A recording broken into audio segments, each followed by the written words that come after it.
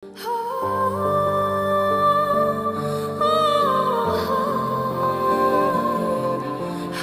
Rate বেশি, 4000-এর নিচে যাবো না। আজকে চল না চুমকি, তার পরের বার বাড়াই দিমনি। সর, চুমকি পরের বার না হতে বিশ্বাসী না। এই বলেই আজকেও 3টি কাস্টমারকে বিদায় করে দিল চুমকি। চুমকি হলো এই নষ্টপাড়ার সবচেয়ে সুন্দরী পতিতা। হ্যাঁ, নষ্টপাড়ার মেয়ে চুমকি। বয়স 24 হবে, লম্বা 5 ফুট 5, গায়ের রং দুধে আলতা, টানা টানা চোখ, ঘন লম্বা চুল। প্রথম দেখাতে যে কেউ পাগল হবার উপক্রম। চুমকির সাজসজ্জা দেখে তাকে এখানকার লাগে না। ওর চড়া সাজ এই মেয়ে সাজে না, তাই হয়তো ওর আগে পিছে সব কাস্টমাররাই খোরে। মনে হয় কোনো ভালো ফ্যামিলির মেয়ে। আসলে ওরকম অনেক কাস্টমারই আসে চুমকির কাছে, কিন্তু একজনকে ছাড়া আর কারো কাছেই যায় না। পুরো 1 বছর ধরেই চুমকি তার কাছে যায়। ওর যত টাকা দরকার ওই লোকই দেয়। উনি বেশ ভালো ব্যবসায়ী। ইদানিং ওই লোকটা আসছে না। যাবার আগে 20 দিনের টাকা দিয়েও গিয়েছিল চুমকির জন্য। আর আজ 21তম দিন। চুমকির আজকে মনটা ভালো না। ওর মায়ের জন্মদিন আজকে। মায়ের কথা খুব মনে পড়ছে ওর, তাই ও মানুষ দেখে রেট বলছে। কাজ করার কোনো ইচ্ছেই আজকে নেই। যদিও সবার থেকে রেট সবসময় চুমকিরই বেশি থাকে, তবে হাজার চাইলেও অন্য কারোর সাথে চুমকি যায় না। আবার কেউ বলারও নেই, কেননা সবার থেকে বেশি চুমকিই কামায়। এখানে হোক সেটা একজনের থেকেই। লোকটা আসলে শারীরিক চাহিদা মেটাতে আসে না, সে আসে মনের খোরাক জোগাতে চুমকির কাছে আসে। চুমকির এই নষ্টপাড়ায় প্রায় 1 বছর ধরে আছে। ওর মা বাবা কেউ নেই। মায়ের অসুখের জন্যই মূলত নষ্টপাড়ায় আসা চুমকির। কিন্তু এখানে থেকেও নিজের মান সম্মান শেষ করে দিয়ে নিজের অস্তিত্ব বিলীন করে জীবনের কালো অধ্যায়ের মধ্যে পা বাড়িয়ে এত টাকা খরচ করেও মাকে বাঁচাতে পারেনি ও। মাত্র 9 মাসের মাথায় মাকে হারিয়ে ফেলে। তারপর আর কি? পুরনো জীবনে ফিরেনি কেন চুমকি? কারণ কেউ তাকে গ্রহণ করবে না। অবশ্য চুমকি চেষ্টাও করেছিল, কিন্তু ফলাফল শূন্য। আর তার যে একটা ছোট বোন আছে, তাকেও তো মানুষ করতে পারবে না। তাই শত অনিচ্ছা সত্ত্বেও চুমকি এই নষ্ট কাজ করছে এবং একটি এতিমখানাও চালাচ্ছে। প্রতি মাসে বেশ কিছু টাকা দেয় ওখানে। চুমকির বোন ওখানেই থাকে। চুমকি জানে ওখানে থাকলে ওর বোন ভালো থাকবে। এদিকে আজকেও প্রতিদিনের মতো কাস্টমাররা এসে ভিড় লাগিয়েছে। সবাইকে বিদায় করে দিয়ে ঘুমিয়ে গেছে চুমকি। আসলে চুমকির বয়সের মেয়েদের জীবনে বিয়ে হবার স্বপ্ন থাকে, স্বামী সন্তানের স্বপ্ন থাকে, কিন্তু ওর জীবনে তো এমন কিছুই নেই, নিরামিষ জীবন। তাই কোনো রকম ঘুম আসলেই ওর কাছে সবচেয়ে শান্তি লাগে। আর এতিমখানাতে গেলে রাত 3টে বাজে চুমকির দরজায় ধাক্কা দিচ্ছে আখি। রুহিবু, বড় আপায় ডাক দিছে, দরজা খোলো দি। আর তোমার কাস্টমার মইরা গেছে বউ, একটা গাড়ি অ্যাক্সিডেন্টে নাকি উনি মইরা গেছে, আজকে খবর পাইছি। তখন সাথে সাথেই দরজা খুলে কিছুটা রেগে চুমকি বলল, তোরে রুহি বলে ডাকতে নিষেধ করছি। এখানে কেউ জানে না আমার নাম রুহি। তুই ওভাবে আমার আর ডাকবি না। আচ্ছা বউ, আর ডাকমু না। খেয়াল আসছিল না এই ঘটনা শোনার পর। চুমকিরও খারাপ লাগছে মানুষটার জন্য, কিন্তু পড়ে গেল চিন্তায়, কারণ এখন ওকে আবার কারো কাছে পাঠিয়ে দিবে নিশ্চয়ই। তখন ভয় পেতে লাগলো চুমকি। এখন আসি আখির প্রসঙ্গে। আখি হচ্ছে রোহিতের সাথে একজন মেয়ে। ও রুহিকে খুব পছন্দ করে। রুহির প্রতি ওর কোনো হিংসে কাজ করে না, বরং রুহিকে নিজের বোন ভাবেও। এবার আসল কথা হলো, এই মুহূর্তে চুমকির ডাক পড়েছে এখানকার ঠাকুর আপার কাছে, মানে নিপার কাছে, যে এই পল্লীর সর্দারণী। আর তার ডাক পড়া মানে কোনো জরুরি কাজ আছে। রুহির ছদ্মনাম চুমকি। চুমকি, এত দেরি কেন করলি? কতক্ষণ ধইরা ডাকাইতাছিলাম। আমি ঘুমাইতেছিলাম আফা। রাইতে আবার কিসের ঘুম? আজকে আমার ছুটি। হো, মনে পড়ছে। আচ্ছা শুন, তোর নতুন কাস্টমার ইরাজ সাহেব এইটা, যা ভিতরে নিয়ে যা। আর এক রাইতে 40,000 দিতে রাজি হয়েছে তোর রূপের কথা শুই না। এরে মানা করা আমার ভালো মনে হয় নাই, তাই আজকে তোর মানা করতেও কাস্টমার নিছি। তুই চিন্তা করিস না, ক্যাশ দিছে সব টাকা। এবার নিয়ে যা সাহেব রে, আর ভালোভাবে খেজমত করিস সাহেবের। চুমকি মনে মনে ভাবছে, এই মহিলা আমারে শান্তি দেবে না। মুখের মিষ্টি খালি টাকা আদায়ের সময় এক প্রকার ভীতিও কাজ করছে মনে। কিরে চুমকি, নিয়ে যা। আচ্ছা। ছেলেটার দিকে চুমকি না তাকিয়েই বলল, দাঁড়ায় আছেন কেন? তখনই নিপা কঠিনভাবে তাকালো চুমকির দিকে। তখন চুমকি স্বাভাবিক গলায় বলল, সাহেব চলেন। তারপর লোকটাকে নিজের ঘরে এনে বসতে বলে চুমকি ফ্রেশ হয়ে একটা গোল্ডেন কালারের শাড়ি পরে আসলো। চুলগুলো খোলা, কপালে ছোট্ট একটা গোলাপি টিপ, বেশ দারুণ লাগছে ওকে। চুমকি এবার ঘরে এলো। লোকটার দিকে তাকালো। তাকিয়ে বেশ অবাক লাগলো, কারণ এর বয়স 28 বা 30 হবে। খুবই সুদর্শন একজন পুরুষ। যে কোনো মেয়েই তাকে বিয়ে করতে চাইবে, কারণ যে কোনো মেয়েই তার মতো পুরুষকেই নিজের জীবনের সঙ্গী হিসেবে চাইবে।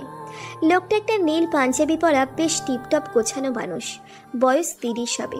হাতে একটা ছোট মদের বোতল, সেটা থেকে লোকটা মদ খাচ্ছে। নেশা ধরেছে ওকে ভালোভাবেই। চুমকি তখন তাকে দেখে মনে মনে ভাবছে, এরকম একজন লোকের নষ্ট পাড়ায় আসার কি প্রয়োজন, মাথায় ধরছে না। এসব ভাবতে ভাবতেই চুমকি লোকটার পাশে এসে বসলো। আর পাশে বসতেই ছেলেটা ওর কাছে এসে পড়লো। চুমকির বেশ ভয় করছে। ছেলেটা ওর গা ঘেঁষে একদম কানের কাছে এসে আস্তে করে বলল, রুহি। ডাকটা শুনেই চুমকির চোখ বড় হয়ে গেল, কারণ এই নাম একটা কাস্টমারের মুখে শুনে চুমকির ভিতরের রুহি যেন জেগে উঠল। এই নামের এই নষ্ট পাড়ার অস্তিত্ব রাখেনি। আজ প্রথম কেউ ওর অপরিচিত ওকে এই নামে ডাক দিল।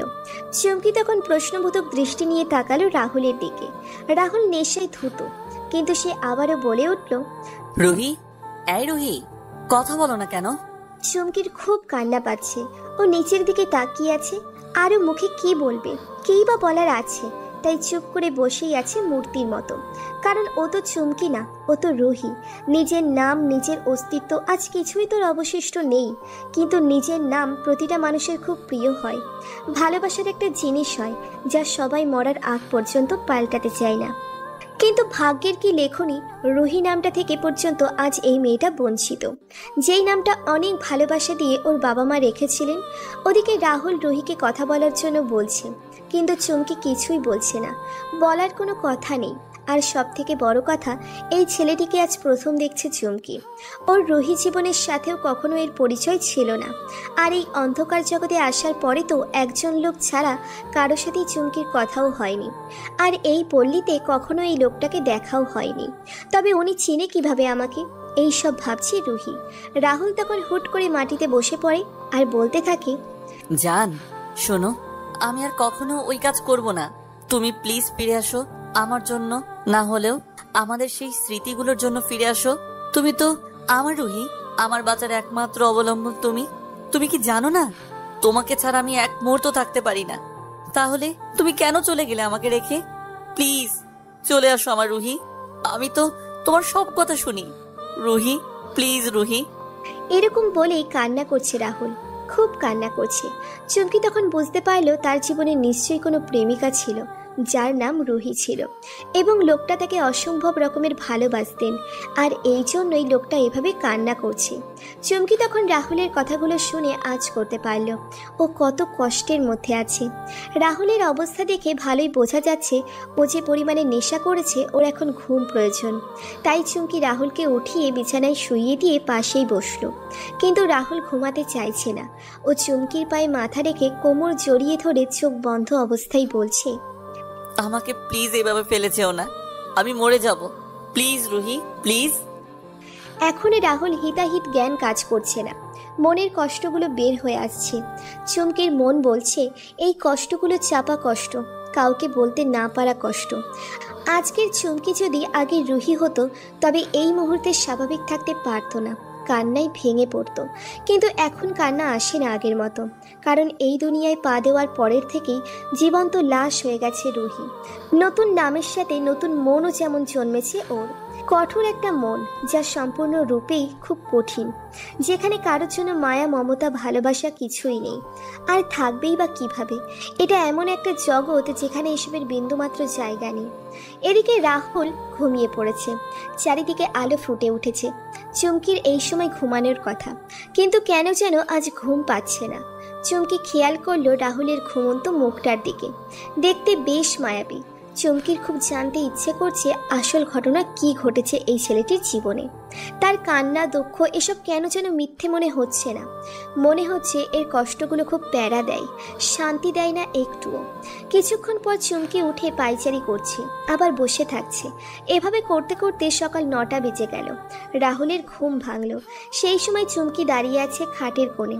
রাহুল উঠে বসে চুমকির দিকে তাকিয়ে মিষ্টি একটা হাসি দিয়ে সামনে এসে ওর হাতটা ধরে বলল, বাসায় চলো প্লিজ, আমি সব পেমেন্ট করে দিচ্ছি। তোমার আর এই জাহান্নামে থাকা লাগবে না। আমি জানতাম না তুমি এরকম একটা নরকে বাস করছো। আমাকে মাফ করে দিও পারলে, কিন্তু আগে বাড়ি চলো। কথাগুলো বলতে বলতে রাহুলের যেন চোখগুলো লাল হয়ে গেল। চুমকি আরো আশ্চর্য হয়ে গেল, যে লোকটার হুঁশ আসার পরেও আমাকে বাড়ি ফিরতে বলছে এবং অন্য কেউ ভাবছে, আবার নামও আমারই বলছে। ব্যাপারটা চুমকিকে বেশ এলোমেলো করে দিচ্ছে। তখন চুমকি বলল, আপনি কাকে বলছেন কথাগুলো? আমাকে বলছেন? তুমি ছাড়া এখানে আর কে আছে? আমি আপনাকে চিনি না, কখনো দেখিও নি। আর আমাকে একটু ক্লিয়ার করে বলবেন প্লিজ, আপনি আসলে কি বোঝাতে চাচ্ছেন? আর আমি আপনার রুহি না, আমি চুমকি। তুমি আমার ওয়াইফ এন্ড দ্যাটস এনাফ। অনেক বেশি বলছো তুমি। আমার উপর তোমার অভিমান থাকতে পারে, কিন্তু তার মানে তো এটা না যে তুমি আমাদের সম্পর্ক অস্বীকার করে ফেলবে। আমি ম্যানেজারকে কল দিচ্ছি, কিছুক্ষণের ভিতরে সব ফর্মালিটি কমপ্লিট হয়ে যাবে আর আমরা বাসায় ব্যাক করতে পারবো। তুমি চেঞ্জ করে আসো, আমিও ফ্রেশ হয়ে নিচ্ছি জান। এই বলেই রাহুল তার ম্যানেজারকে কল দিয়ে বলল, ম্যানেজার, সব ব্যবস্থা করো। একবারের জন্য জাস্ট ইন 10 মিনিট আমার ওয়াইফকে আমি এই নরকে সহ্য করতে পারছি না। চুমকি তখনও ঠাই দাঁড়িয়ে আছে এসব কথা শুনে, আর রাহুলের দিকে দেখছে। তখন রাহুল জিজ্ঞেস করলো, বাথরুম কোথায়? চুমকি হাত দিয়ে ইশারা করে ডান দিকে দেখালো। তারপর রাহুল ফ্রেশ হতে চলে গেল। এরই মাঝে কে যেন চুমকির দরজায় কড়া নাড়ল। চুমকি দরজা খুলে দেখে নিপা দাঁড়িয়ে আছে। কোনো কাম আছে আফা? আমারে ডাক দিতেন। যা, তৈরি হইয়া আয়, তোর তো আজকা এখানে শেষ দিন। মানে? মানে তুই এই সাহেবের লগে যাবি এখনই। কেন আফা?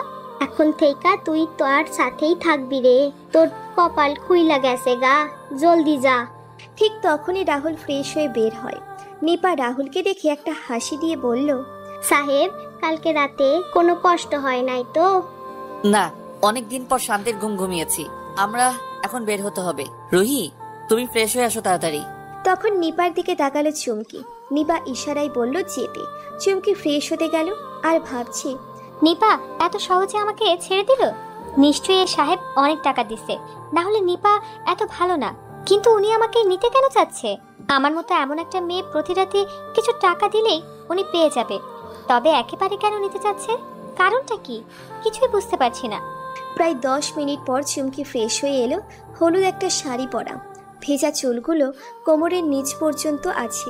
কোনো সাজ নেই চেহারায়, কিন্তু এতই সুন্দর লাগছে যেন একটা পরী দাঁড়িয়ে আছে।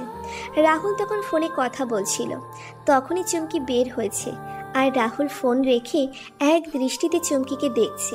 আর আশেপাশে কি হচ্ছে না হচ্ছে এসব কিছুই যেন মাথায় খেলছে না। চুমকি এর মাঝে একবারও তাকালো না রাহুলের দিকে। বাথরুম থেকে বের হবার পরে একবার শুধু আর চোখে রাহুলের দিকে তাকিয়েছিল, তারপর আর তাকায়নি। এরপর চুমকি আলমারির কাছে গেল সব কাপড় গোছানোর জন্য। রাহুল তখন ওর কাছে গিয়ে হাতটা ধরল। চুমকি তখন তাকিয়ে দেখলো রাহুলের দিকে। প্রশ্নবোধক নজর নিয়ে তখন রাহুল বলল, কি করছো? কাপড় গুছাই, যাওয়া লাগবে না? হ্যাঁ জান, যাওয়া লাগবে, তবে এগুলো কিছুই নেওয়া লাগবে না। ওই যে দেখো, তোমার নতুন একটা শাড়ি আমি আনিয়ে রেখেছি, সাথে ব্লাউজ, এক সেট গহনা আর কিছু মেকআপের জিনিসও আছে। তুমি তৈরি হয়ে নাও কেমন? এই বলে রাহুল আবার কাকে যেন ফোন দিল। চুমকি ব্যাগটা খুলে দেখলো কি সুন্দর শাড়ি, গহনা, বেশ দামিও জিনিসপত্রগুলোর। সব জিনিস বের করে দেখার পর রাহুলের দিকে ও আবার তাকিয়ে দেখলো আর মনে মনে বলল, আসলে কি এগুলো আমি নিজে পারবো? রাহুল তখন কান থেকে ফোনটা সরিয়ে বলল, তুমিই পরবে এগুলো, পরে আসো তাড়াতাড়ি প্লিজ জান। চুমকির খুব অবাক লাগলো। ও মনে মনে বলল, সাহেব শুনলো কিভাবে? থাক, আপাতত মনে মনে কথা বলা বন্ধ করে তাড়াতাড়ি তৈরি হয়ে আসি, না হলে এবার বকা দিতে পারে। ঠিক 10 মিনিটে চুমকি তৈরি হয়ে গেল। এবার ওদের বের হওয়ার সময় হয়ে গেল। চুমকি রুম থেকে বের হয়েই দেখলো আখি দাঁড়িয়ে আছে। চোখে পানি এসে গেছে ওর। বউ, তোমারে অনেক মনে পড়বো, আমারে ভুইলা যাইবা? না রে আখি, আমি তোরে কিভাবে ভুলবো? তুই তো আমার সুখে দুঃখে ছিলি, সারা জীবন তুই আমার আপন বোনের মতন। সাহেব, রুহি বউয়ের খেয়াল রাখেন। আখি, তুমি চিন্তা করো না। ভালোভাবে থাকিস, সাহেবের খেদমত করিস ঠিক মতো। চুমকি শুধু মাথা ঝাঁকিয়ে বলল। রাহুলের গাড়ি এসেছে। ওরা দুজন এবং রাহুলের ম্যানেজার সহ বের হয়ে গেল নষ্টপাড়া থেকে চুমকির জীবনের নতুন অধ্যায়ের সূচনা করতে। এখন তো আর এই চুমকি নামের প্রয়োজন নেই, কেননা ওকে যিনি নিয়ে গিয়েছেন তার কাছেও রুহি। তবে রাহুলের ম্যানেজারকে চুমকি আগে থেকেই চেনে। এই লোক প্রায় আখির কাছে আসতো। এই মুহূর্তে রুহির খুব ভালো লাগছে, আবার একই চিন্তাও লাগছে যে আসলে ওকে নিয়ে কই যাচ্ছে উনি, আবার উনি ওকে নিজের প্রেমিকার মতো করে বোধন কেন করছে। কিছু কি জিজ্ঞাসা করবো তাকে নাকি করব না?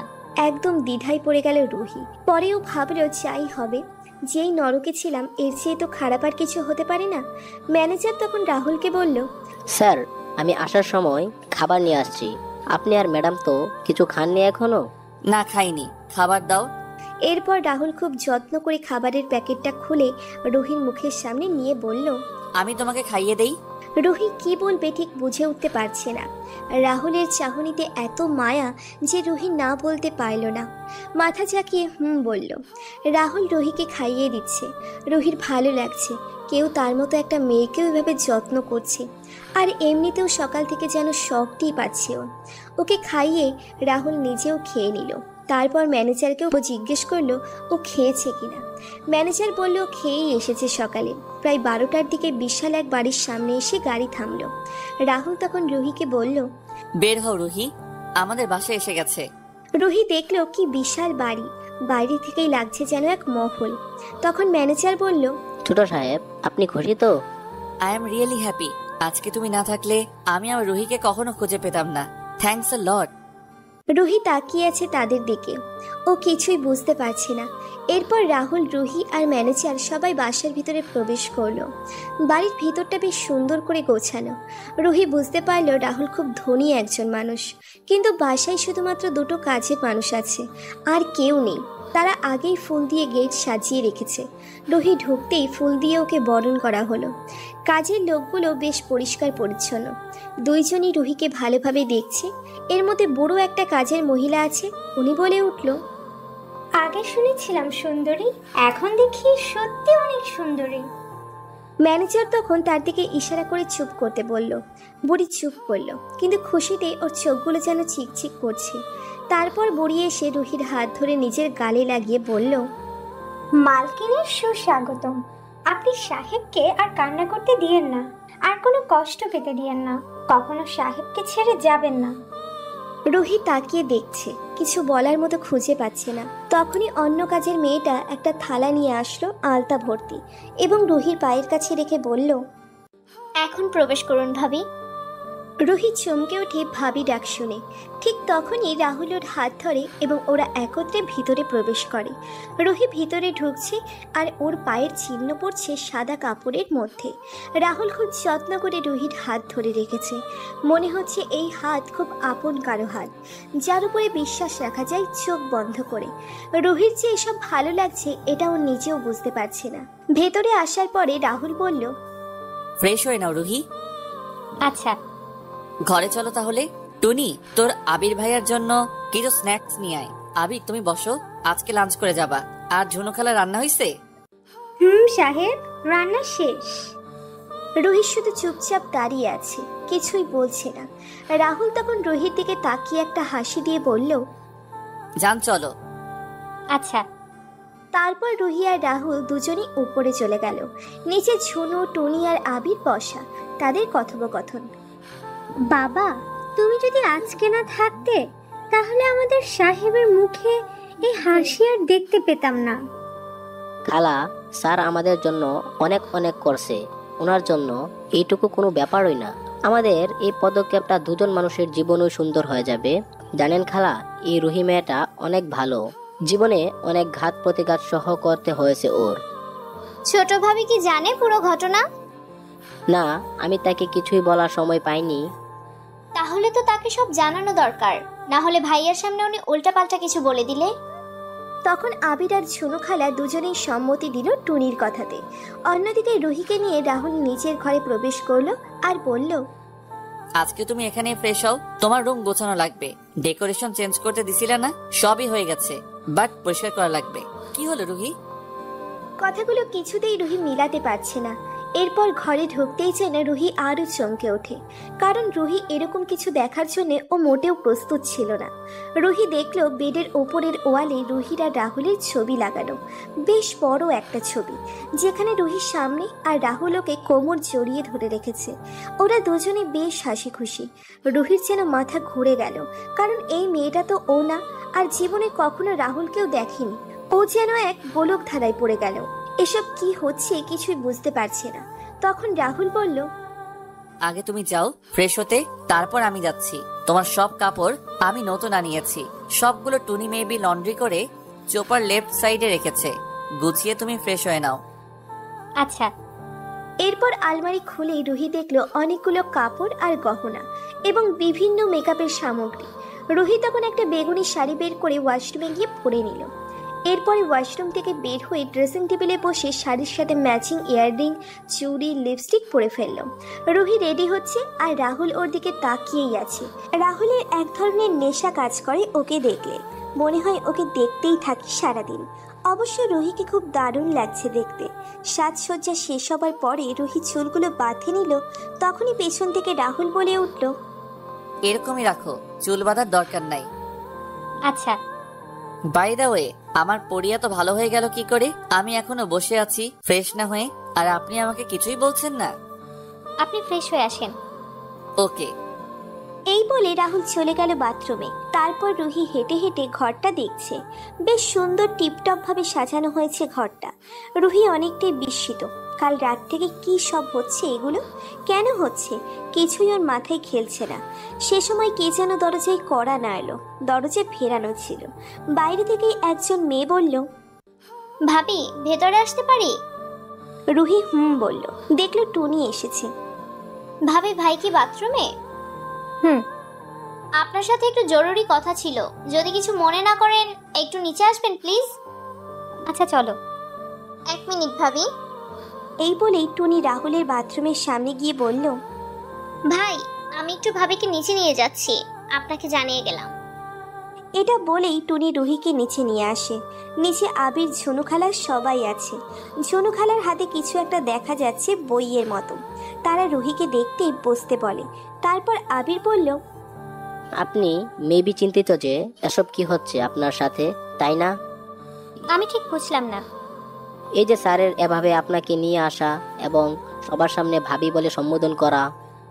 হুম। তাহলে আমরা এখন আপনাকে সব খুলে বলছি, তবে আপনি আগে এই ফটো অ্যালবামটা দেখেন। এটা আমাদের রাহুল স্যারের। রুহি ফটো অ্যালবামটা নিল। অ্যালবামের উপরে লেখা মি উইথ মাই লাভ। তারপর অ্যালবামটা খুলে দেখতে শুরু করলো রুহি।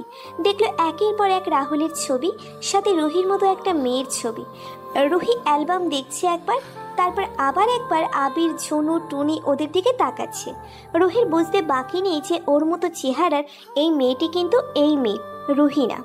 লাস্ট যে ফটো সেটা রাহুলের আর ওই মেয়ের এঙ্গেজমেন্টের ছবি, যেই ছবির পিছনে লেখা my oxygen Maya, I love you more than anything. রুহির ছবি দেখা শেষ। তারপরে টুনি অ্যালবামটা নিয়ে নিল রুহির থেকে। রুহি একদম অবাক যে একজন মানুষের মতো ও অবিকল, অন্য একজন মানুষও হয়। এটা কিভাবে সম্ভব?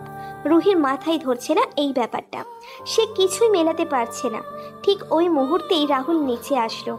রাহুলকে দেখে আবির বলল, স্যার, অফিসে কিছু জরুরি ডকুমেন্ট আছে যেগুলা আপনার একবার দেখা লাগবে। আমি কালকেই আপনাকে মেইল করে দেখছিলাম, একবার যদি দেখে নিতেন তাহলে আমি।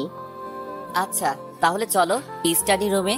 আর রুহি, তুমি চাইলে একটু ঘুমিয়ে নিতে পারো, আমি কিছুক্ষণ পরে আসছি। আচ্ছা ঠিক আছে, আপনি যান। এরপর আবির আর রাহুল স্টাডি রুমে চলে গেল। রুহির মনে হাজার হাজার প্রশ্ন ঘুরপাক খাচ্ছে। রুহি চিন্তায় ডুবে গেছে। ভাবি। রুহির ঘোর ভাঙলো টুনির ডাকে। তখন রুহি বলল, আপনারা আমাকে একটু বলবেন আসল ঘটনাটা কি? আমি একদম বুঝতে পারছি না। বলছি, ঘটনা শুরু হয়েছিল আরো 3 বছর আগে থেকে। এই ছবিগুলোতে যেই মেয়েটিকে দেখলেন রাহুল ভাইয়ার সাথে, ওনাকে রাহুল ভাই ভালোবাসতো। শুধু ভালোবাসতো না, তাদের বিয়েরও কথাবার্তা চলছিল। রাহুল ভাইয়ের বিজনেস পার্টনারের মেয়ে ছিল মায়া ভাবি। মায়া ভাবি তার বাবা মায়ের একমাত্র মেয়ে ছিল। আর আমাদের রাহুল ভাই আর মায়া ভাবির রিলেশনের ব্যাপারটি সবাই খুশি মনে মেনেও নিয়েছিল। রাহুল ভাইয়ের মা বাবা তাকে ছোট রেখেই মারা গিয়েছিলেন। আর মায়া ভাবির মা বাবা রাহুল ভাইয়ের সাথে পরিচয় হওয়ার পর থেকে রাহুল ভাইকে নিজের সন্তানের মতো করে দেখতেন। সবই খুব সুন্দরভাবে চলছিল। তারপর গত বছরের প্রথম দিকে রাহুল ভাই আর মায়া ভাবির এঙ্গেজমেন্ট হলো খুব ধুমধাম করে। এরপরে তারা সবাই মিলে মালয়েশিয়ার ট্রিপে গিয়েছিলেন। সেখানে একটা বাংলাদেশি ছেলের মায়া ভাবিকে পছন্দ হয়ে যায়। ওই লোক একটা গুন্ডার মতো ছিল, মায়া ভাবিকে প্রপোজ করে বসে। ভাবি রাগের মাথায় ওকে বেশ অপমান করে এবং থাপ্পড় দেয়। এরপর বাংলাদেশে আসার পরে এই ঘটনা সবাই ভুলে যায়, কিন্তু এরপর যেন আমাদের অশান্তি শুরু হয়ে যায়। আমাদের সুখের পরিবারটাও অসুন্দর হয়ে যায়। ভাবির বাবার সকল বিজনেস নষ্ট হয়ে যায়, তারা খুব ভেঙে পড়ে। কিন্তু রাহুল ভাই তাদের যথেষ্ট সাপোর্ট করতেন। এরপর তারা রাহুল ভাইয়ের বাসায় এসে থাকা শুরু করলেন। তখন রাহুল ভাইয়ের যেন ভালোবাসা আরো বেড়ে গেল ভাবির জন্য। খুব বেশি আহ্লাদ করতেন তাকে। ভাইয়ের পুরো দুনিয়া একদিকে আর ভাবি একদিকে। ভাই যে কি পরিমাণ ভালোবাসতো ভাবিকে, এটা যেন না দেখে কেউ বিশ্বাস করবে না।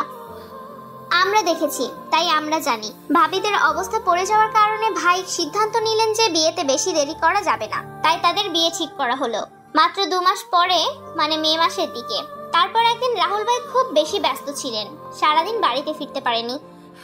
রাতে মায়া ভাবি রাহুল ভাইকে ফোন দিয়ে বলে যে সবাই মিলে মায়া ভাবির বান্ধবীর হলুদ সন্ধ্যায় যাবে, কিন্তু রাহুল ভাইয়ের কিছু জরুরি কাজ ছিল, তাই উনি যেতে পারেনি। তারপর মা বাবা সহ মায়া ভাবি বিয়েতে গেল। তার কয়েক ঘন্টা পরে ফোন আসে যে ভাবিদের গাড়ির অ্যাক্সিডেন্ট হয়েছে আর ওদের অবস্থা খারাপ। রাহুল ভাই এ খবর পেয়ে তার অবস্থাও পুরো যায়। কেমন যে একটা অবস্থা হয়েছিল সেটা আপনাকে আমরা মুখে বলে বোঝাতে পারবো না। আর তখনই আমরা সবাই মিলে হসপিটালের উদ্দেশ্যে রওনা হলাম। সাথে আবির ভাইও ছিলেন। উনি ফোন দিয়ে জানাতে পারলেন যে অ্যাক্সিডেন্ট শুধু অ্যাক্সিডেন্ট না, এটা ভাবিদের মেরে ফেলার চক্রান্ত ছিল। আর সেটা অন্য কেউ নয়, ওই অসভ্য উন্মাদ লোকটা করেছিলেন। পরে রাহুল ভাই এসব শুনে পুরো পাথরের মতো হয়ে গিয়েছিলেন। তার মুখের কোনো কথা ছিল না, শুধু একটা কথাই বলেছিলেন, আবির ওকে ছাড়িস না, যা লাগে সব ব্যবস্থা কর। ভাইয়ের চোখে মুখে রাগ, জেদ, ক্ষোভ দেখা যাচ্ছিল। পারলে উনি ওখানেই ওই লোককে শেষ করে দিতেন, কিন্তু চোখ দুটো ভেজা। নিজের ভালোবাসার মানুষকে হারানোর ভয় কাজ করছিল। অবশেষে আমরা হাসপাতালে পৌঁছে গেলাম। আর যাওয়ার পরে শুনলাম ভাবির বাবা মার স্পট ডেট হয়েছে। রাহুল ভাই এই কথা শুনে জিজ্ঞেস করলো, আমার মায়া, মায়া কেমন আছে? অবস্থা ভালো বলা যায় না, আমরা চেষ্টা করছি।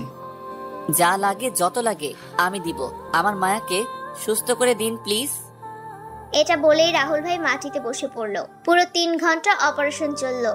এই সময়ের মধ্যে ভাবির ভাই ওই লোকটাকে পুলিশ দিয়ে ধরায়, এনকাউন্টার করে মারায় ফেলছিল এইটুকু সময়ের ভিতরেই। তখন ওই খবর শোনার পরে রাহুল ভাই শুধু বলেছিল ওপরের দিকে তাকিয়ে, মা, পাপা, আমি আপনাদেরকে বাঁচাতে পারলাম না, তবে ন্যায় বিচার করার চেষ্টা করেছি। ভাইয়ের চোখ ভর্তি পানি ছিল। মায়া ভাবির মা বাবা অনেক সম্মান করতেন রাহুল ভাই। অপারেশন শেষ হলো। প্রায় 4 ঘন্টা ভাবিকে আইসিইউতে রাখা হয়েছিল। সেই সময়গুলো রাহুল ভাই ঠায় দাঁড়িয়েছিল। আইসিইউ রুমের বাইরে সারা দিন ভাই এত খাটাখাটুনি করতেন, তবুও তাকে এরকম বিধ্বস্ত কখনো দেখা যেত না। সেদিন যেমন দেখা যাচ্ছিল, সারাটা রাতেই ভাই না খেয়েছিলেন। অনেক চেষ্টা করেও তাকে কিছু খাওয়াতে পারিনি আমরা কেউ। যদিও কারোই মনে ছিল না কিছু খাওয়ার, মনের মধ্যে ঝড় বইছিল আমাদের। এরপর ভোর হয়ে আসতে শুরু হলো। ডাক্তার ভিজিটে আসলেন মায়া ভাবিকে দেখতে। আমরা সবাই গেটের বাইরে শুধু ভেতরে কি হচ্ছে সেটা জানার আশায় ব্যাকুল হয়েছিলাম। ডাক্তার যখন ভেতরে ছিলেন তখন আমরা সবাই বাইরে দাঁড়িয়েছিলাম একটা সুখবর শোনার আশায়। কারণ আর কোনো রকম দুঃখ নিতে পারছিলাম না আমরা কেউ, বিশেষ করে রাহুল ভাই। তার মা বাবা তো তাকে সেই ছোটবেলায় রেখে মারা গিয়েছিলেন। তারপর যাদের বাবা মা বলেছিল তারা দুজনও এক নিমিষেই তাকে আবার অনাথ হয়ে গিয়েছিল। এবার শুধু রাহুল ভাইয়ের সুখ বলতে রইল তার ভালোবাসার মানুষ, যাকে ছাড়া রাহুল ভাই অপরিপূর্ণ। আমাদের সবার মনের একটাই কথা ছিল। এসব ভাবতে ভাবতেই কিছুক্ষণ পরে ডাক্তার বাইরে বেরিয়ে এলেন। ডাক্তারকে দেখেই আবির ভাই জিজ্ঞেস করলেন, ডক্টর, ভাবির কি অবস্থা? আপনারা সবাই একবার দেখা করে নিন, তারাতে বেশি সময় নেই। কথাটা শুনেই রাহুল ভাই মাটিতে বসে পড়লেন আর হতভম্ব হয়ে ডাক্তারের দিকে তাকিয়ে রইলেন। আমাদের সবার চোখ দিয়ে পানি ঝরতে লাগলো। মায়া ভাবির মতো একটা হাস্যোজ্জ্বল মেয়ে আমাদের মাঝে আর বেশি সময়ের জন্য নেই, এটা আমরা কেউ মেনে নিতে পারছিলাম না। রাহুল স্যার একদম নিস্তব্ধ হয়ে গেছে। তার কি বলা উচিত বা কি বলবে সেটা স্যার জানে না। সেই মুহূর্তে কেবিন থেকে একটা নার্স এসে ডাক্তারকে বলল, স্যার, পেশেন্ট তার আপনজনদেরকে দেখতে চাইছে, কি করব? যা করতে চাইছে করতে দাও, আটকিও না। আবির দরজার ওপাশ থেকে কথা বলতে বলতে এসে সোফায় বসে বাকি কথা বললেন। আবির আর কথাগুলো বলতে পারছে না, মনটা খুব ভারী হয়ে গিয়েছে। তাই টুনিকে বলল, টুনি কথাগুলো তুই শেষ কর, আমি আর পাচ্ছি না। বলেই আবির উঠে চলে গেল। তারপর টুনি আবার শুরু করলো। তারপর আমরা সবাই মিলে কেবিনে গেলাম। সবার প্রথমে রাহুল ভাই সামনে গেলেন। রাহুল ভাই গিয়ে এক দৃষ্টিতে তাকিয়ে আছে মায়া ভাবির দিকে। চোখগুলো লাল রঙের হয়ে গেছে, মায়া ভাবির চোখ দিয়েও পানি পড়ছে। কে কাকে কি বলবে কিছুই বুঝতে পারছে না। মায়া ভাবি তখন রাহুল ভাইয়ের হাতের উপর হাত রাখলো। তার হাতের প্রচুর পরিমাণ ক্ষত, ফর্সা হাতে লাল জখমে ভরা। তারপর ভাবি বলল, রাহুল। রাহুল অন্যদিকে তাকিয়ে আছে। রাইসার আব্বু, এদিকে তাকাও। রাহুল আর মায়ার মেয়ের নাম রাইসা রাখতে চেয়েছিল, কিন্তু রাহুল ভাইয়া কিছুই বলছে না। কথাগুলো বলতে গিয়ে মায়া ভাবির গলা ধরে আসছিল, কিন্তু রাহুল ভাই তখনও কিছু বলছে না, শুধু তাকিয়েছিল ভাবির দিকে। রাইসার আব্বু শোনো, আমার একটা রাইসা চাই। তুমি তোমার খেয়াল রেখো, আর কখনো আমাকে মনে করে কেঁদো না। আমি থাকবো না তো কি হয়েছে, আমার স্মৃতি তো আছে। একটা বিয়ে করো আমার জন্য, আর শোনো, তাকে অনেক ভালোবেসো। তুমি সুখে থাকবে অনেক, প্লিজ। ঝুনু খালা চোখের পানি মুছতে মুছতে বলল, তুমি এসব কেন বলছো মামুনি? কিচ্ছু হবে না তোমার, আমরা আছি না। খালা, ও কথা বলছে না কেন? ওকে কথা বলতে বলেন। ওকে একবার আমায় জড়িয়ে ধরবে না? ও এভাবে তাকিয়ে আছে কেন আমার দিকে? রাহুল, কথা বলো না একটু, প্লিজ রাহুল। ভাবি কান্না করতে করতে তার কথাগুলো বলছে। বেশ কষ্ট হচ্ছে বোঝা যাচ্ছিল। ভাই একটু কথা বলেন, ভাবি কতবার ডাকতেছে, এভাবে চুপ করে থাকবেন না। বাবা, মায়ামণি কান্না করছে, আপনার মায়ামণি একটাবার কথা বলেন। আমায় একা ফেলে চলে যাবে? তোমার পাগলকে রেখে চলে যাবে? আমার ভালোবাসা তোমার কাছে কিছুই ছিল না? রাহুল, একটাবার আমায় জড়িয়ে ধরো, জাস্ট একটাবার। তোমার ওই টাইট হাতটা শেষবারের মতো পেতে খুব ইচ্ছে হচ্ছে। ভাবি উঠতে চেষ্টা করে, তখন আমি ভাবিকে উঠিয়ে দেই, আর রাহুল ভাই তাকে জড়িয়ে ধরে। পাগলের মতো জাস্ট জাপটে ধরছিল, একদম অন্তরে ঢুকিয়ে ফেলতে চেষ্টা করছে যেন। ভাবির চুলগুলো সব ভাইয়ার বারবার হাতাচ্ছিল, আর কেঁদে কেঁদে দুজনেই গা ভাসাচ্ছে। অনেকক্ষণ এভাবেই ভাবিকে ধরে রেখেছে ভাইয়া। আমরা সবাই কান্না করছিলাম। এরকম এক দৃশ্য দেখে নিজেকে স্বাভাবিক রাখা কারো পক্ষেই সম্ভব ছিল না। মায়া, তুমি জানো তোমাকে ছাড়া আমি থাকতে পারি না। আমি যে বেঁচে থেকে মরে যাব। প্লিজ মায়া, আমাকে একা ফেলে যেও না। আমাকে এত বড় সাজা দিও না। তুমি ছাড়া তো রাহুল অপূর্ণ। মায়া আছে তো রাহুল আছে, মায়া নেই তো রাহুলও নেই। তোমাকে দিয়ে আমার শুরু, আর তোমাকে দিয়েই আমার শেষ। আল্লাহর কাছে তো আমার একটাই চাওয়া মায়া, যখন থেকে তোমার সাথে পরিচয় হয়েছিল, যে তুমি আর আমি যেন একসাথে অনেক সুখে থাকতে পারি। মায়া কান্না করতে করতে বলল, আমিও পারবো না তোমায় ছাড়া থাকতে। আমি কিভাবে থাকবো তোমাকে ছাড়া? আমার সব তুমি রাহুল। তোমার থেকে দূরে আমি যেতে চাই না। আমি মরতে চাই না, আমি মরতে চাই না।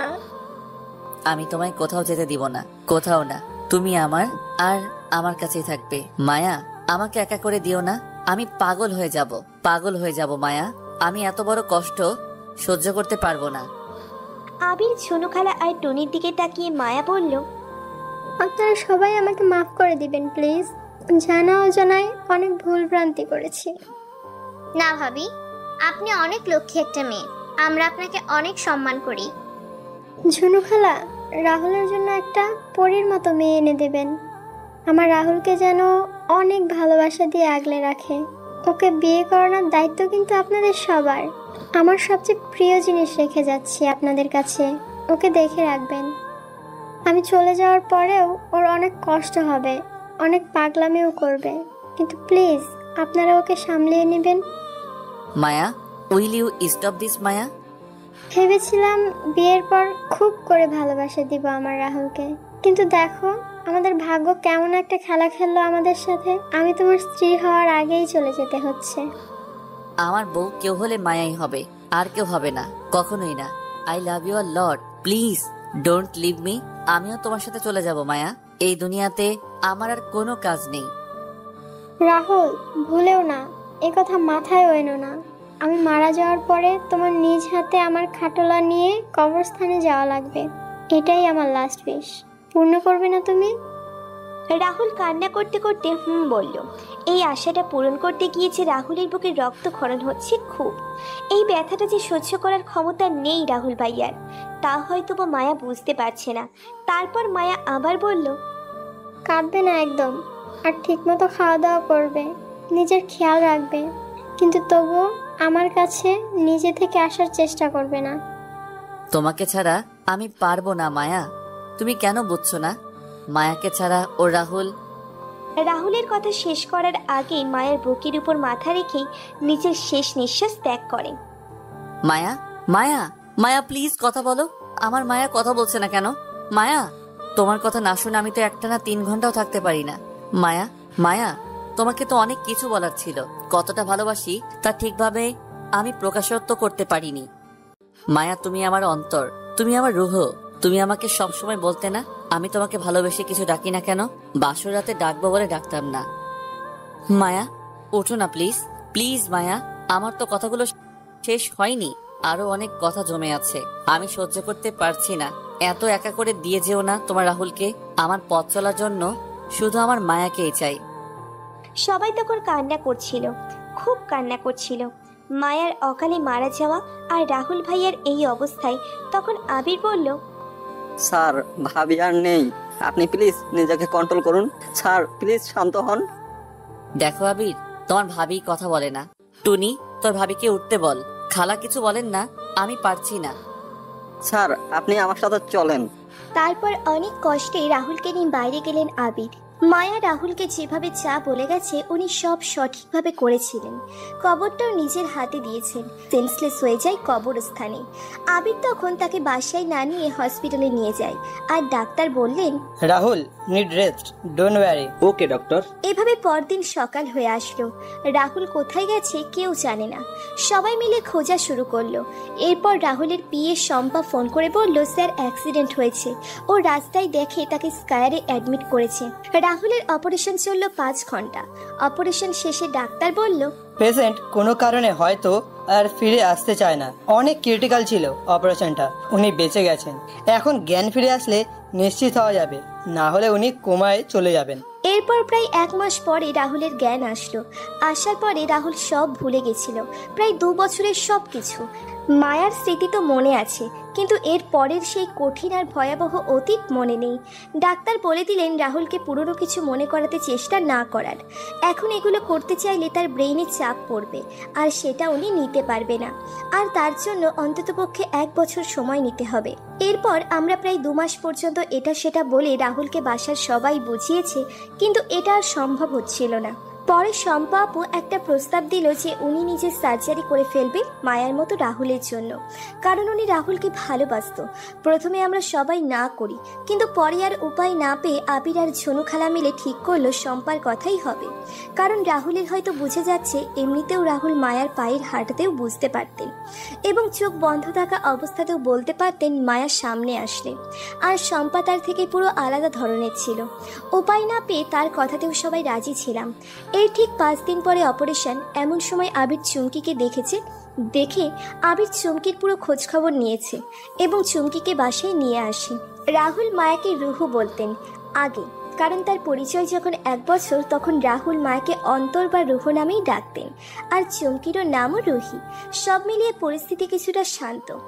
রুহির চোখ ভরা পানি, খুবই কষ্ট লেগেছে এরকম ভালোবাসার এরকম একটা মর্মান্তিক পরিণতি শুনে। রুহি তো নিজ জীবনে ভালোবাসা পায়নি, পতিতাদের জীবনে ভালোবাসা আসেও না। কিন্তু যেই মানুষটা নিজের ভালোবাসার মানুষকে এত বেশি ভালোবাসতেন, তাকে স্বাভাবিক করার জন্য রুহি মনস্থির করলো সে নিজে থেকে যা পারবে, যা করার দরকার সবই করবে। আমাকে আপনারা যেভাবে বলবেন সেভাবেই সব হবে। থ্যাঙ্কস। ঝনু আর টনিও খুব খুশি হলেন রুহির এমন প্রতিক্রিয়ার জন্য। প্রায় 2টো বাজে, এখন দুপুরের খাবারের সময় হয়ে গেল। রাহুলেরও কাজ শেষ, সবাই খেতে বসলো। রুহু, আমি খাইয়ে দিব তোমাকে।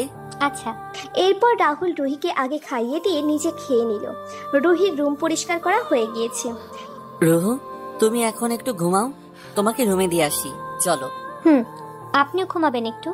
আচ্ছা ঠিক আছে। তারপর রাহুল রুহিকে ওর রুমে নিয়ে গেল। রুহি রুমে দেখলো কি সুন্দর করে ডেকোরেশন করা, কি চমৎকার রুচি ছিল মায়ার। অসম্ভব রকমের ভালোবাসা দিয়ে প্রতিটা জিনিসপত্র যেন কিনেছিল মেয়েটা। রুহি রাহুল আর মায়ার কথাগুলো মনে করে খুব কষ্ট পাচ্ছে। ওর মনে কেন এত মায়া হচ্ছে রাহুল ছেলেটার জন্য সেটা ও নিজেও বুঝতে পারছে না। শুধু মনটা বলছে এই ছেলেটার জীবনে এত কষ্ট প্রাপ্য না। তারপর নিজেকে নিজে রুহি আয়নায় দেখে বলছে, হ্যাঁ, আমি মায়া না, আমি কখনো মায়া হতেও পারবো না। জানি আমি সত্যি হতেও চাই না, শুধু এই মানুষটাকে ভালো রাখতে চাই যতদিন না উনি সত্যিটা না জানে যে আমি তার মায়া না। তার মায়া তাকে চিরকালের জন্য ছেড়ে চলে গেছে। একটা ভালো লোক যার মনটা অবুঝ বাচ্চাদের মতো, তাকে আর কষ্ট পেতে দেব না, তাকে খুব খুব ভালো রাখবো। সন্ধ্যা গড়িয়ে রাত 8টা বেজে গেল। রুহিও আজ অনেক দিন পরে চিন্তামুক্ত আরামের একটা ঘুম দিয়েছে। সে উঠতে উঠতে তাই দেরি হয়ে গেল। ওঠার পরে হাত মুখ ধুয়ে নিচে চলে গেল। গিয়ে দেখলো বাসায় রাহুল নেই। শম্পা এসেছে রুহিকে দেখতে আর মায়ের ডেথ সার্টিফিকেটগুলো ঝুনু খালার কাছে দিতে। কিসের যেন একটা দরকারের জন্য এগুলো অফিসের কাছে লেগেছিল। তখন রুহিকে দেখে শম্পা বলল, আপনি দেখতে একদম মায়া ম্যাডামের মতো, তাই তো কপাল খুলে গেছে। না হলে আপনার মতো নিম্নমানের মেয়ের এরকম বাসায় থাকার ভাগ্য কি আর হয়? রাহুল স্যারের মতো লোকের কাজের মানুষ হবার যোগ্যতা আপনার মতো মেয়ের নেই। তবে আমি একটা জিনিস চিন্তা করছি, একটা নষ্টামিকে কি সত্যিটা জানার পর রাহুল স্যার তার বাসায় আশ্রিত হবার পর্যন্ত জায়গা দিবে? শম্পা আপা, আপনি এভাবে কথা বলতেছেন কেন? উনি আসার পর থেকে আমাদের রাহুল ভাই হাসি খুশি থাকা শুরু করেছে। রাহুল ভাইয়ের খুশি থাকাটাই আমাদের জন্য সবচেয়ে জরুরি। হ্যাঁ, আমিও চাই স্যার ভালো থাকুক, বাট এমন নিম্নমানের মেয়ের সাথে অ্যাটলিস্ট স্যারকে মানায় না। একটা কথা বলি আপনাকে, আমি এখানে রাহুল সাহেবের বউ হতে আসিনি। উনি আমাকে আমার জায়গাটা থেকে তুলে এনেছেন তার মায়া ভেবে। আমি জানি আমি মায়া না, আর মায়া ম্যাডামের জায়গাটা আমি নিতেও চাই না। রাহুল সাহেব যখন সুস্থ হয়ে যাবেন তখন তাকে আমি নিজেই সত্যিটা জানিয়ে দেব। আমার মধ্যে তাকে নিয়ে কোনো স্বার্থ নেই, শুধু একটা ভালো মানুষ ভালো থাকবে আমি এটাই আশা করি। তাই আমাকে এসব উল্টাপাল্টা কিছু শোনালেও আমার মধ্যে কোনো কষ্ট বা কিছু হারানোর দুঃখ কাজ করবে না। শুধু শুধু আপনার মতো উচ্চ শ্রেণীর মানুষের প্রতি একটা অসম্মানের সৃষ্টি হবে, যেটা হয়তো না হলেই ভালো। রুহির কথা শুনে শম্পা রাগে ফুসতে ফুসতে টেবিলের উপরের কাগজপত্র রেখে চলে গেল। আর বের হবার সময় রাহুলকে দেখলো, দেখে সালাম দিয়ে চলে গেল। রাহুল আসার পরে ঝুনু খালাকে জিজ্ঞেস করলো, শম্পা এভাবে কান্না করতে করতে চলে গেল কেন? কিছু সত্য কথা সহ্য হয়নি ওনার, তাই চলে গেছে। বাবা সাহেব, আপনি ফ্রেশ হয়ে রাতের খাবার খেয়ে নেন, বৌমনিও মাত্র উঠলো। আচ্ছা খালা। রুহি, তুমি ঠিক আছো? আপনি ফ্রেশ হয়ে আসেন, আমরা খাওয়া শেষ করি। ওকে। তারপর রাতে খাওয়া দাওয়া শেষে রাহুল বলল, আমার মাথাটা একটু ব্যথা করতেছে। রুহি, আমি রুমে গেলাম, তুমিও রেস্ট করো। রুহি সম্মতি দিয়ে নিজ ঘরে ঘুমোতে গেল। রাতে রুহি ভাবছিল কিভাবে রাহুলের মন মতো হয়ে চলবে। এসব ভাবতে ভাবতেই ও ঘুমিয়ে গেল।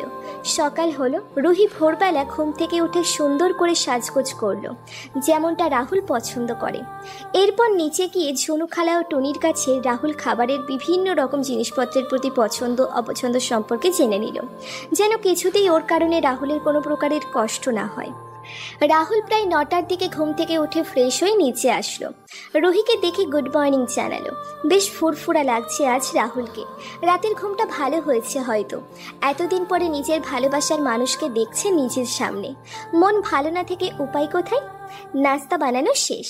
রাহুল আর রুহি খেতে বসছে। রুহি রাহুলকে খাবার বেড়ে দিচ্ছে, আর রাহুল রুহির দিকে দেখছে অপলক দৃষ্টিতে। তখন হঠাৎ রাহুলের চোখে পানি।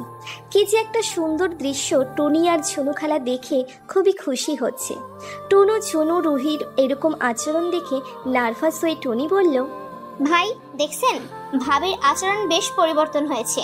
ভাই এতদিন ওনার কাছে ছিল না, এজন্যই এমন হয়েছে। টুনি কথাটা কিন্তু এই জন্যই বলেছে যাতে মায়া আর রুহি দুজনের আচরণ যে বেশ আলাদা রাহুল যেন বোঝে না যায়। যেহেতু রুহি আর রাহুল এতদিন পরে একসাথে হয়েছে, তাই রাহুল আজ অফিসে না গিয়ে রুহিকে নিয়ে ঘুরতে যাবে। আগে সব সময় ওরা যখন অনেক দিন পর দেখা করত তখন সারা দিন একসাথে সময় কাটাতো। নাস্তা খাওয়া শেষে রাহুল বলল, রুহি, রেডি হও। কোথাও যাবেন? হ্যাঁ। কোথায় যাব? আগে তৈরি হও, পরে বলছি। আর পিঙ্ক কালারের একটা শাড়িতে দেখতে চাই আমার সুন্দর পরীকে। আচ্ছা। ঝুনু খালা আর টনি খুবই খুশি হয়েছে রাহুলকে সুখে দেখে। রাহুল আবারও নতুন জীবন শুরু করবে, এটা তো এদের দুজনেরই স্বপ্ন ছিল। তারপর রুহি খুব সুন্দর করেই তৈরি হয়ে আসলো, আর রাহুল ব্লু কালারের একটা শার্ট পরেছে, চুলগুলো স্পাইক করেছে, বেশ দেখাচ্ছে। রুহি যেন রাহুলকে দেখে খুব তৃপ্তি পাচ্ছে। ওকে দেখলে রুহির মধ্যে কি যেন একটা জাদুর মতো কাজ করছে। তখন রাহুল সামনে এসে রুহিকে বলল, কি দেখছো? কিচ্ছু না। তারপর রাহুল আর রুহি দুজনেই মিলে এয়ারপোর্টের পাশে একটা লেক আছে, যেটা রাহুলদের বাসা থেকে খুব বেশি দূরে না। ওরা রওনা দিল। গাড়িতে ওঠার পর ঝিরিঝিরি বৃষ্টি হচ্ছিল। রুহি আর রাহুল দুজনেই চুপ হয়ে আছে। রুহি গ্লাস খুলে বাইরের দিকে তাকিয়ে আছে, আর রাহুল কিছুক্ষণ পরে রেডিও অন করলো। রেডিওতে পুরোনো গান বেজে ওঠে। রুহি, তুমি ঠিক আছো? হুম। জায়গাটা সুন্দর না? খুব সুন্দর, একটা শান্তি লাগছে এখানে আসার পরে। রুহি, তোমাকে একটা কথা বলি। বলেন। না থাক, আজ না, কোনোদিন বলবো। এভাবে প্রায় 1 ঘন্টা পরে ওরা বাড়ি ফিরে এলো। এরপরে এভাবে দিন যেতে লাগলো। রুহির কোনো কিছুর কমতি হতে দেয় না রাহুল। রাহুলও খুব বেশি যত্ন করে রুহিকে। প্রায় 1 মাস পার হলো এরকম করেই। 1 মাস পরে রুহিকে আবারও সেম জায়গায় নিয়ে আসলো রাহুল। আজকেও আকাশটা মেঘলা, ঠিক সেই দিনের মতোই। তারপর রাহুল বলল, তোমাকে কিছু বলার ছিল, যেটা সেদিন বলা আমার কাছে ঠিক মনে হয়নি। জি বলেন। জানো রুহি, আমাকে কোনো কিছু জিজ্ঞেস করতে হলে বা প্রমিস নিতে হলে এখানে নিয়ে আসতো আমার মায়া। আমার মায়া এই জায়গাটা খুব ভালোবাসতো, তাই এই জায়গাটার সাথে আমার এত বেশি অ্যাটাচমেন্ট কাজ করে। এটা বলেই রাহুলের চোখ বন্ধ করে নিল। তখন রাহুল চোখ থেকে কয়েক ফোঁটা পানি পড়ল। রুহি প্রচুর ভয় পেয়ে গেল রাহুলের এমন কথা শুনে। ওর মুখে কোনো কথা আসছে না। এরকম একটা সিচুয়েশনে রুহির কি বা বলা উচিত, আর রাহুলই বা কিভাবে সব জানলো? রুহির মাথায় কিচ্ছু আসছে না। রুহির হাত পা ঠান্ডা হয়ে আসছে। তখন রাহুল আবার বলল, জানো রুহি, আমার মায়া খুব অভিমানী একটা মেয়ে ছিল। ওর মতো আহ্লাদি মেয়ে খুব কম হয়। ওর মনটা একদমই বাচ্চাদের মতো নিষ্পাপ ছিল, কখনো কারো খারাপ চিন্তা করতো না। আমি মায়াকে খুব বেশি ভালোবাসতাম, তাই এইভাবে আমাকে ছেড়ে চলে গিয়েছে। রুহি ভয়ে ভয়ে প্রশ্ন করলো, আপনি মানে কিভাবে জানলেন? রুহি, যেদিন আমি তোমাকে প্রথম দেখেছিলাম সেদিন আমি নেশায় ঘুরেছিলাম। তখন আমি তোমাকে আমার মায়া ভেবেছিলাম, মনে হয়েছিল তুমি আমার মায়া। কিন্তু যখন তোমাকে বাসায় আনলাম, এরপরে তোমার আচরণ, কথা বলা, এসব কিছুই আমার মনে হতো তুমি আমার মায়া না। কারণ মায়ার স্পর্শ আমি বুঝতাম, ও পাশে থাকলে আমি না দেখলেও বুঝতাম। কিন্তু কেন যেন তোমার কাছে থাকা আমার মনে ধরছিল না। যেদিনই আমি এসব ভাবছিলাম, কিন্তু কাউকে কিছুই বলিনি বা জিজ্ঞেসও করিনি, কারণ আমি শিওর ছিলাম না কোনো ব্যাপারেই। এরপর সেদিন যখন শম্পা আসলো বাসায়, আমি সব শুনে ফেলেছিলাম। এরপর দেখলাম আমার মায়ের ডেথ সার্টিফিকেট সোফার উপরে রাখা ছিল। সেদিন সারা রাত আমি ঘুমাইনি। এরপর আমি ডাক্তারের কাছে কাউন্সিলিং শুরু করলাম। আস্তে আস্তে আমার সব মনে হলো। তারপর ধীরে সুস্থে আমি সবকিছু মেনে নিলাম যে হ্যাঁ, আমার মায়া আর নেই, ও চলে গেছে। তাই এখন আর কান্না করি না, কষ্ট পাই না। তাহলে আপনি এতদিন আমাকে কেন বাসায় রেখেছিলেন? আমার মায়া অসহায়দের পাশে দাঁড়িয়েছে সারা জীবন। মায়া অনেক ভালো একটা মানুষ ছিল, ও আমার হউ বউ ছিল। এই জন্য বলছি না, তোমার মতো মেয়েদের জন্য ও একটা কিছু করতে চেয়েছিল, কিন্তু সময় পাইনি। আমি যদি সেদিন তোমাকে না রাখতাম, তাহলে হয়তো তোমার আবারও ওই অন্ধকার দুনিয়ায় ফিরে যাওয়া লাগতো। আর আমি তা চাই না, আমার জন্য কারো জীবনটা আবারও নষ্ট হয়ে যাক।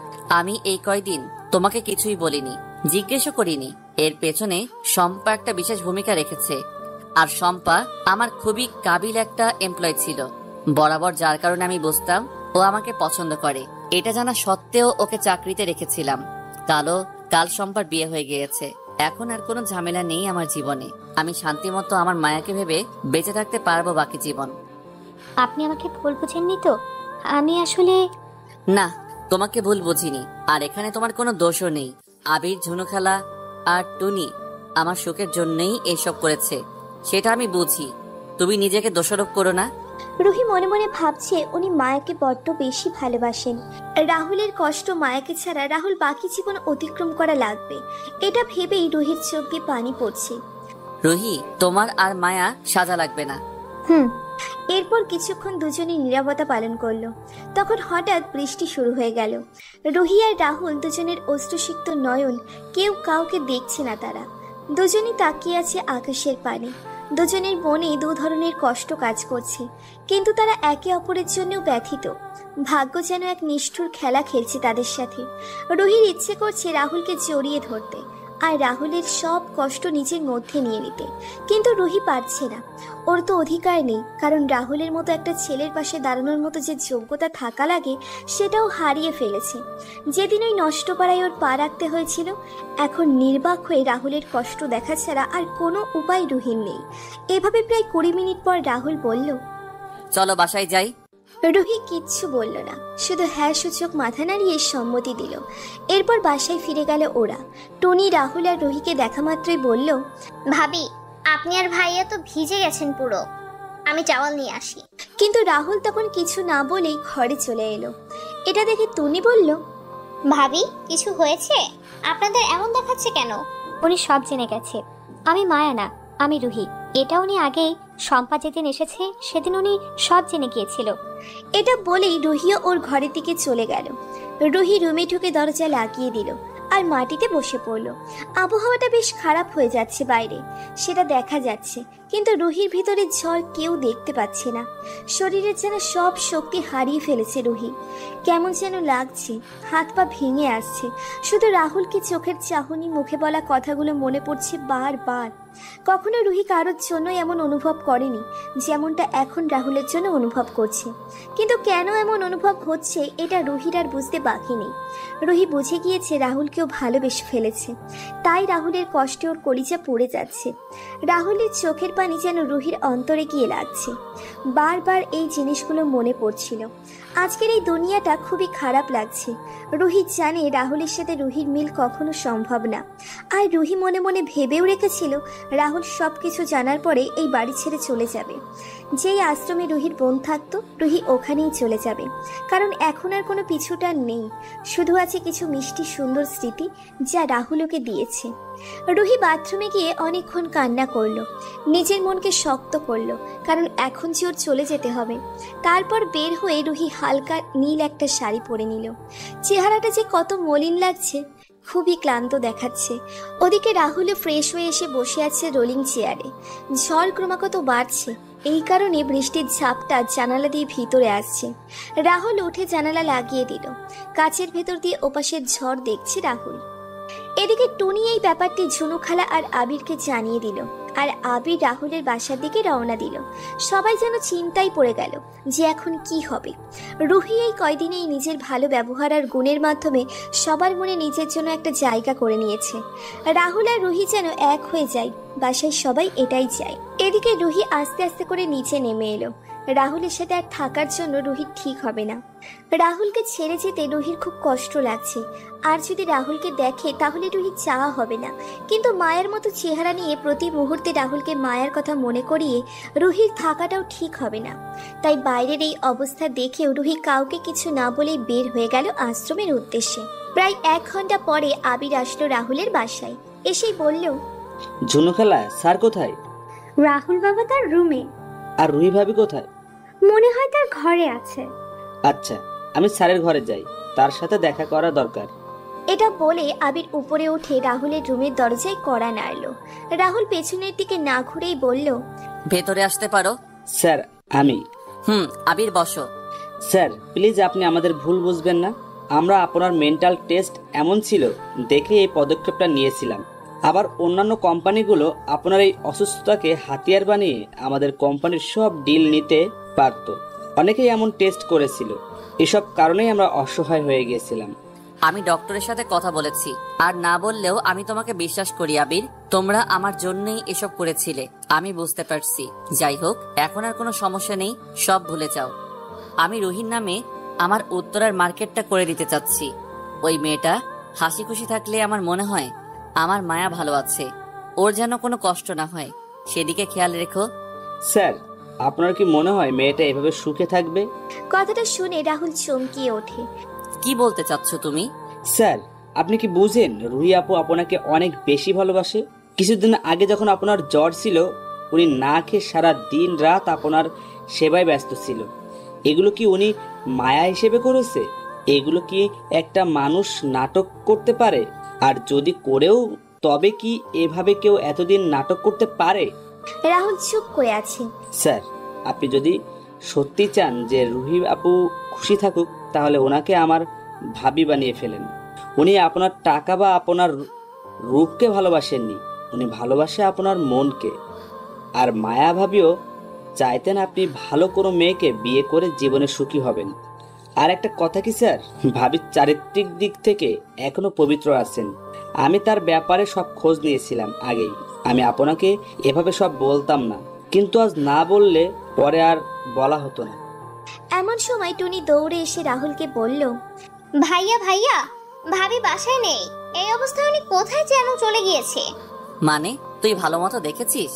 জি ভাইয়া, আপনি প্লিজ ভাবিকে খুঁজে বের করেন। তার অবস্থা খুবই বিধ্বস্ত হয়ে গিয়েছিল। আবির চলো, রুহিকে খুঁজতে হবে। এরপর ওরা বেরিয়ে পড়ল।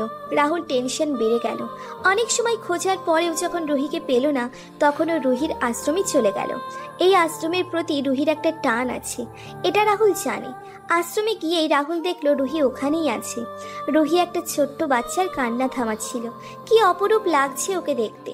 দেখে যেন রাহুলের স্বস্তি ফিরে এলো। তখন রাহুল ডাক দিল, রুহি। রাহুলের ডাক শুনেই রুহির চোখ বড় হয়ে গেল এবং অবাক হলো রাহুলকে দেখে। রাহুল একেবারে ভিজে গেছে পুরোপুরি, কেমন ক্লান্ত দেখাচ্ছে ওকে। রুহি বাচ্চাকে অন্য একজনের কোলে দিয়ে এসে রাহুলকে বলল, আপনি এখানে কি করছেন? এখানে কেন এসেছেন? তুমি এখানে কেন এসেছো? আমি আর আপনাকে কষ্ট দিতে চাই না, আপনি প্লিজ চলে যান। কথাগুলো বলতে রুহির খুব কষ্ট হচ্ছে, তাই নিচের দিকে তাকিয়ে কান্না করতে করতে কথাগুলো বলে ফেলে রুহি। একবার কষ্ট পেয়েছি, আবারও কষ্ট দিবে আমাকে? রুহি, আমাকে রেখে চলে যাবে? রুহি তখন রাহুলের দিকে তাকিয়েই রইল, কিন্তু মুখে কিচ্ছু বলছে না। রাহুল আবার বলল, তুমি আমাকে ভালোবাসো রুহি, আমি জানি।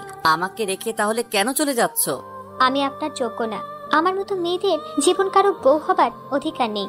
আমরা শুধুই ভোগ্যপণ্য, কারো স্ত্রী হবার মতো সৌভাগ্য আমাদের নেই। রুহি, মানুষের মনের চেয়ে বড় শরীর না। আর আমি তোমাকে ওইভাবে কখনো বিচার করিনি। যখন শুনেছিলাম আমার মায়া এক দুর্ঘটনার কারণে নষ্ট পাড়ায় আটকা পড়েছে, তখন আমি একটাবারও চিন্তা করিনি যে আমার মায়া হয়তো নষ্ট হয়ে গেছে। তাহলে তোমাকে কেন এমন ভাববো? মনের পবিত্রতা অনেক বড় রুহি, এটা সবার থাকা দরকার। আর আমি জানি তুমি কারোর সাথে কখনো কিছু করনি, আর যদি করতেও তবুও তুমি আমার কাছে এমনই থাকতে। রুহি এবার কান্না আর যেন চেপে রাখতে পারছে না। রাহুল আবার বলল, আমাকে ছেড়ে গেলে কষ্ট তো একা তুমি না, আমিও পাবো। কারণ তুমি আমার অভ্যাসে পরিণত হয়ে গেছো।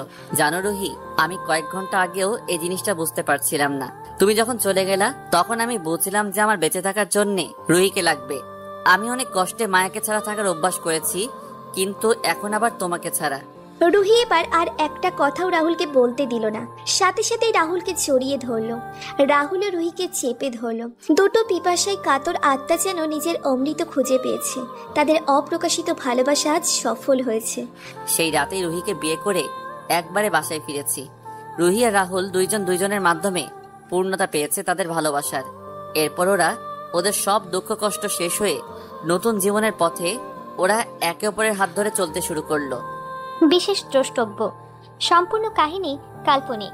বাস্তবে রুহিদের জীবন সুন্দরভাবে শেষ হয় না। তবে আমরা যদি পারি তাহলে তাদের পাশে দাঁড়ানো উচিত।